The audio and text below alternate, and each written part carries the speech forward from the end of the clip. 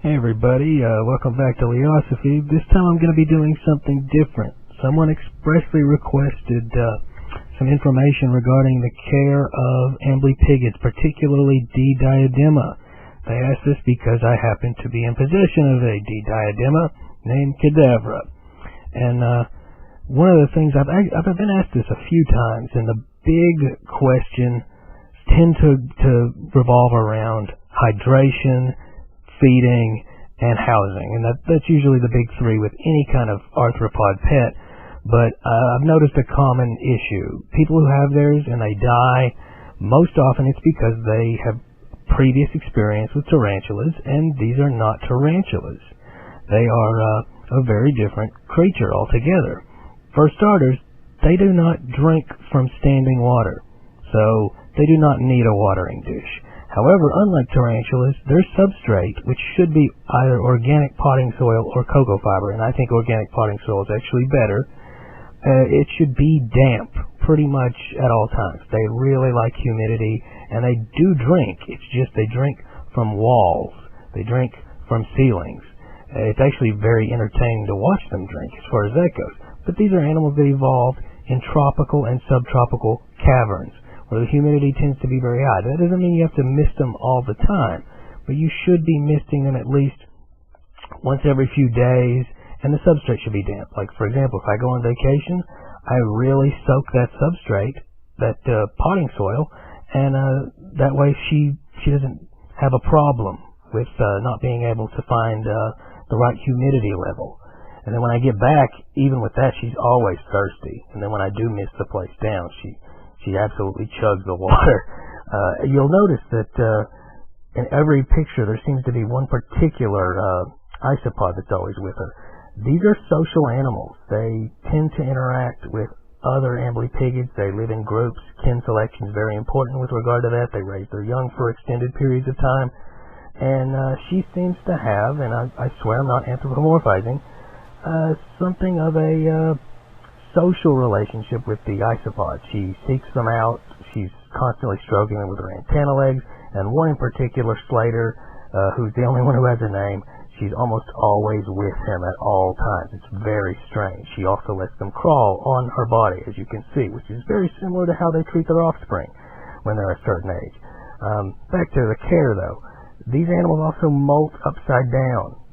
They're not like tarantulas. They don't produce silk of any kind, so there's no molting mats. That means they need adequate space in order to molt, and they need to be able to hang upside down in order to properly do that. They have the thickest exoskeleton probably of any arachnid, and as such it takes longer for it to heal. Molting is difficult as far as that goes. It's probably more challenging than for any other arachnid, so you need to make sure they have the right humidity, they have the right space, and then you need to give them about 10 days time for that exoskeleton to re-harden afterwards. They also molt indefinitely, so as they just keep growing. More like a lobster in that sense than, say, a spider or something that has a defined lifespan. And much different from, say, an insect which only has one ultimate molt into adulthood, and that's it. As for feeding, these are not very showy predators. It takes them a while. It's not like a tarantula where you put one in and it immediately eats it. That's another problem I've seen. A lot of people will feed theirs, think they're not hungry, remove the prey item, and then they starve. Well, just leave them in there.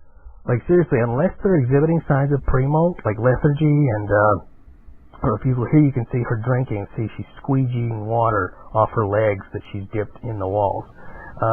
Unless they are showing signs like that, just leave them in there. Oh, here's an example of her waiting for her prey. See, they wait. They're not like tarantulas. They don't just run after them. They wait. They use those antenna legs to sort of corral them towards them, and then when the moment is right, as you can see in a moment, it takes longer than you might think. Wham! Yeah. So it's not the same. It's not like a tarantula. Yeah, keep the substrate moist. Make sure they have plenty of room. Make sure they have the means to climb a variety of surfaces. Especially need some kind of vertical overhang so that they can molt properly. Be patient when it comes to feeding, because it does take them time as far as that goes. I'm not really all that worried about them being devoured by their prey animal. If you put roaches in, for example, you don't have to worry about it at all. And if you have crickets in there, again, it's not like when a tarantula molts. That being said, if they do exhibit signs of pre-molt, if they look fatter than usual, because these are scrawny little animals, they almost remind me of that dude in Beetlejuice who got run over, who slides in between the wall. Which, oh, that's another thing, actually. Do not put them in critter keepers. Anything that has an opening wider than, say, the width of your pinky, they'll just climb right out of it. They can walk right through. It's, you know, if you've seen a coin go into a coin slot, there you go. So, very different. Do not make the mistake of treating them like tarantulas. That's really the thing to take home here. That's what I highly recommend you look into first and foremost, is get rid of any notions you have associating these animals with other similar invertebrates. I hope that just about covers everything. If you have any further questions, I highly recommend this webpage, everlongexotics.wordpress.com /2014/10/19 Damon diadema care sheet. You could probably just Google Damon diadema care sheet as far as that goes, and it's applicable to just about every other amblypygi as well. I'm not 100% sure about that. I've never raised any other genus, but from what I can see, Phrynis, Damon, the whole every variety, they don't seem to vary that much when it comes to their needs. Obviously, you're going to have to tweak things a little bit depending on whether they're tropical or subtropical, whether or not they're cave-based or tree-based. But for the most part, making a very diverse terrain-wise environment with different pieces of cork bark and things like that, and especially with a vertical overhang, keeping the humidity high enough. Those are the things that are important. They kind of, if you are familiar with tarantulas, think about a arboreal version of a Goliath bird eater. Think about what kind of needs something like that would have, and you just about understand how it is to take care of these guys. But I highly recommend the WordPress. It really assuaged a lot of my anxieties whenever I got Kedavra 3 years ago.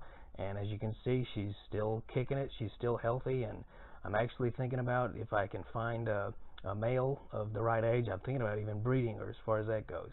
So hope that answers your question, the particular person who asked it, and anybody who happens to be interested in raising these really remarkable animals. It has been just so enjoyable taking care of Kedavra, watching her bizarre behaviors, learning her very unusual body language. It's like having an alien as a pet. That's really what it's like. There's no animal I can compare her to.